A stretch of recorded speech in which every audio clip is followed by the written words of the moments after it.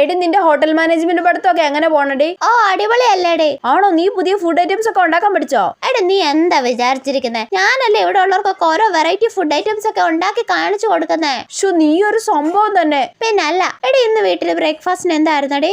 ഇവിടെ ദോശയും ചമ്മന്തി ആയിരുന്നടി. എടി തേങ്ങാ ചമ്മന്തിയില്ലേ ഒരല്പം മാങ്ങാച്ചാർ ചേർത്തിട്ട് ഉരുളക്കിഴങ്ങ് അരച്ച് ചമ്മന്തി ആക്കി നോക്കൂ, സൂപ്പർ ടേസ്റ്റ് ആയിരിക്കും. ആണല്ലേ? ആക്കി നോക്കാടി. എടി ദോശ ഉഴുന്നിന്റെ ദോശയാണോ അതോ റവയുടെ ദോശയാണോ? ഉഴുന്നിന്റെ ദോശയാ. ഓ ഓക്കെ ഓക്കെ. എടി അപ്പൊ നിനക്ക് ഈ ദോശയുടെ കൂടെ ഒരു മുട്ട പുൾസ ആക്കിയിട്ട് അതിൽ കുറച്ച് കുരുമുളക് ഇട്ടിട്ട് 2 പച്ചമുളക് വെള്ളം വെച്ചിട്ട് ഒരു പപ്പടം കൂടെ ക്രഷ് ചെയ്ത് കഴിച്ചു നോക്കിക്കൂടെ?